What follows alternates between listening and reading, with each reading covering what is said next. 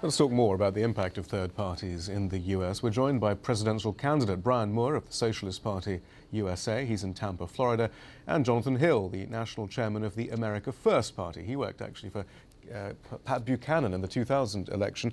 Brian Moore, if I can begin with you, what are you trying to achieve right now? Well, we're trying to offer Americans an alternative choice that advocates a systemic change as opposed to just slight reform that Mr. Obama and the other candidates are offering. They're just tinkering around with the system, but we feel that an economic systemic change is in order.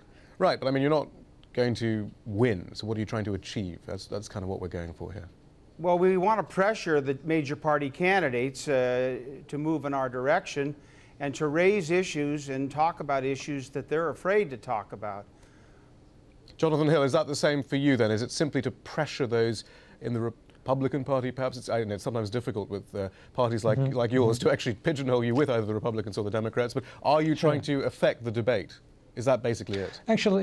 Actually, what we're trying to do is something different from a lot of third parties. Our focus is on building a party from the ground up and in running competitive campaigns primarily at the local level at the moment, because that's basically where we can run a competitive campaign. And we're kind of jaundiced against some of the other third parties because these long shot campaigns, they just reinforce the popular psychology about third parties, that they're a wasted vote.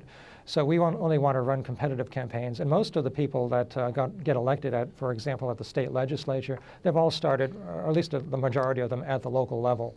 And it takes $90,000 to run a successful state representative campaign. It takes $900,000 to make a successful challenge to the Congress, to the House. That's interesting. So Brian Moore, then you're part of the problem by running what is basically a hopeless campaign that you know is hopeless in the hope of affecting the debate. You're actually diminishing the potential for third parties in the U.S.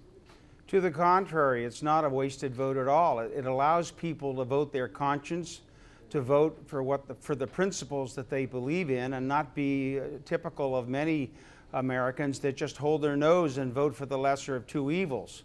So we really do offer an alternative choice, and we demonstrate to the country and the media and the press that there are people in our country that are very discontent with the system and with the candidates that are represented by the two major parties that are part of the problem and have caused this dilemma. But I think the suggestion from Jonathan Hill was, though, that by not really mobilizing, creating grassroots support, and looking to the long term, by only working from election to election, that's part of the problem.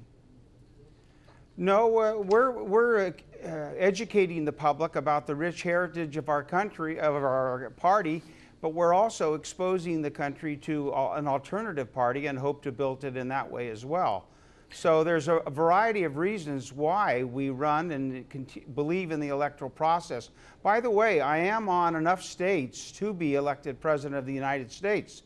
So if there was enough discontent, I could qualify. I did pass the 270 electoral threshold, either through being on the ballot or as an official write-in candidate in the other states. Jonathan Hill, though, why do you need to stand? Aren't many of your policy proposals shared by Libertarian Bob Barr, for example? Why is there a need for another Libertarian-leaning party? I mean, Brian Moore, I'll ask in a minute, because I think many of your policies are very similar to Cynthia McKinney or Ralph Nader, who have much more mobilized campaigns, arguably on the left. But first, Jonathan Hill, aren't you confusing things even further?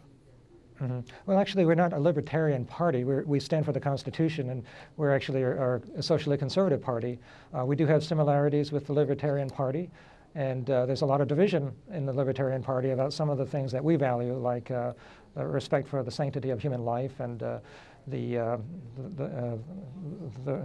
marriage, the basic natural law, and we oppose homosexuality and things like that. But couldn't you be the conservative wing of the Libertarian Party, so to speak, then? Well, but there we are different, and we also have a different approach to building a party.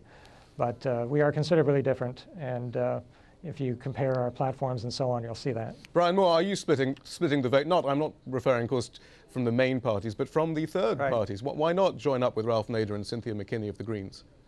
Because we're offering a radical systemic change, and we are advocating the elimination of for-profit corporations and the ownership by workers and citizens of the entire financial institutions in our country.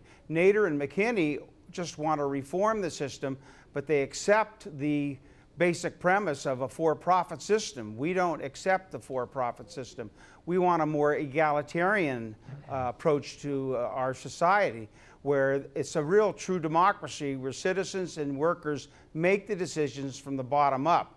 Under capitalism, the decisions are made by a small elite who inherit the wealth and the power, and they do it on the backs of the 95% of the citizens in our country. And that's just unacceptable. Is it possible to gauge the level of support that you currently have, Brian Moore?